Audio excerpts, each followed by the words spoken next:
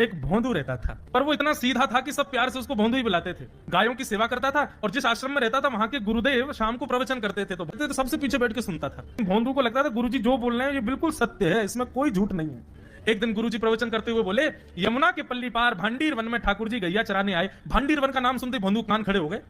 बोले भांडीर वन तो मैं जाता हूँ गैया लेके, मुझे तो कभी मिले नहीं वहां पे। अरे मुंह में ही कमी होगी, मुंह में ही सामर्थ्य नहीं होगी उनको देखवे कि मैं ही नहीं देख पाए होंगे, वो तो आते होंगे वहां पे, मुझे ना दिखे होंगे। भोंदू ने पहली बार जिज्ञासा करी, गुरुदेव ठाकुर जी दिखते कैसे हैं?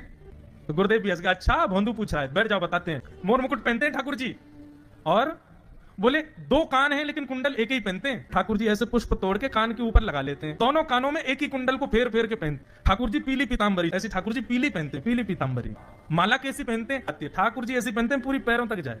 ये देखो गुरु जी कह रहे हैं तो निश्चित है भांडीर वन में आते हैं ठाकुर जी। भोंदू अपनी गैया लेकर के भांडीर वन पहुंच गया। गैया चल रही थी, अब भोंदू ढूंढ रहा है, कभी वृक्ष के नीचे जाके देखे, कभी कहीं देखे, कभी ढूंढे कहीं से चंदन की सुगंधी आ जाए। गुरु जी बता रहे थे उनमें से चंदन की सुगंधी आती है, क्या पता कन्हैया यहीं कहीं हो। इतने भाव से, इतने प्रेम से और इतने भोलेपन से ढूंढने लगा ठाकुर जी को, और ठाकुर जी नहीं मिलते ना तो अपने आप को ही कोसता, मुंह में योग्यता ना होगी, यही मारे ना मिल रहे, ठाकुर जी तो यही है। गुरु जी की बात गलत नहीं है, ठाकुर जी तो यही है। उसके उस सहज भाव पर, उसके उस सरल भोंदू पने पर ठाकुर जी रीझ गए। और इतने में ही भोंदू हताश निराश उदास बैठा था, खुद को कोस रहा था, मुंह में योग्यता ना है, मुंह ठाकुर जी मिलना है रहे। इतने में ही देखा सामने से असंख्य गायों का झुंड आ रहा है, और भोंदू ने जैसे उन गायों को देखा, ऐसी गाय कभी देखी नहीं, अलग गाय, सींग चमक रहे हैं, सींगों के ऊपर के भाग में सोने चांदी मढ़े हुए हैं, ऐसी ऐसी सुंदर सुंदर तंदुरुस्त गैया।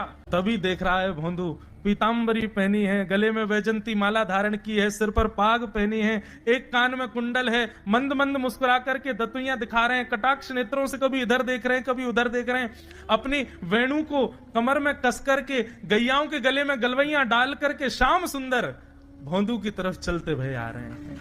ये दृश्य देख करके हाथ पांव कांपने लगे भोंदू के।